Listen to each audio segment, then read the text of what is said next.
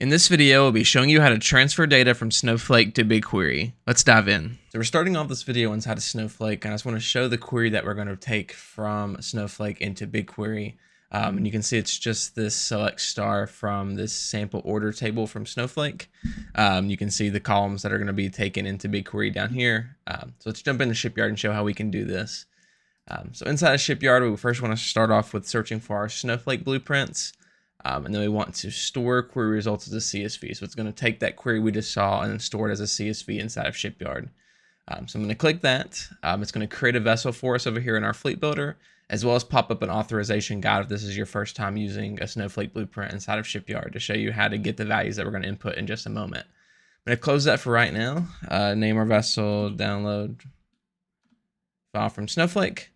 Then we're going to input all of our information here, our username, password, account name, warehouse, database, schema. I'm going to grab that query that we took from before. Just copy and paste that into here. In local file name, I'm just going to name it test.csv for just this example. In production, you'll probably want to name that something more specific to know exactly what that CSV is doing, but we'll keep it that for right now, and then keep column headers or column names as headers as well.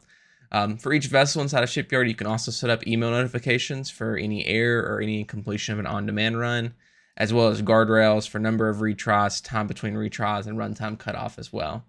So that's good for our Snowflake vessel. So now we need to create our BigQuery vessel to take that CSV and store it as a table inside of BigQuery. So to do that, let's search for our BigQuery blueprints. So you can see we have upload CSV to table, It's going to create a vessel for us and then pop up the authorization guide as well. Take that over. Store CSV as BigQuery table.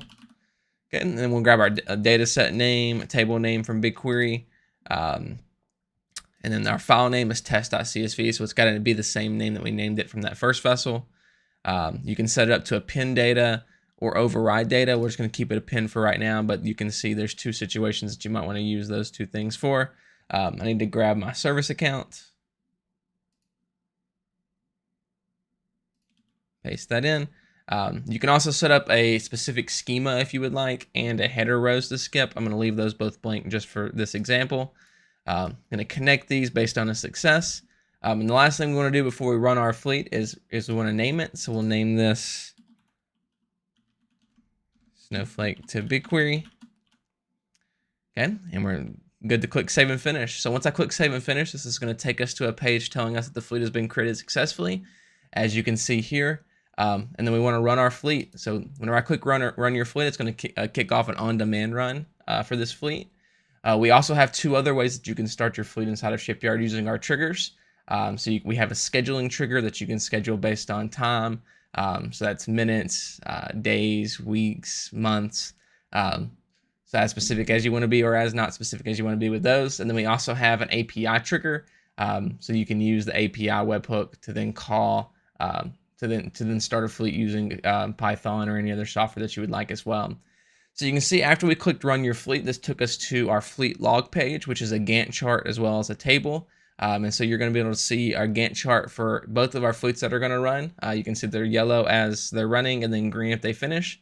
So you can see that this one's already finished. So I can click into it to see the Python output from this run. You can see the inputs that we had here, as well as the fact that the password is protected from a user just popping into the log and seeing it.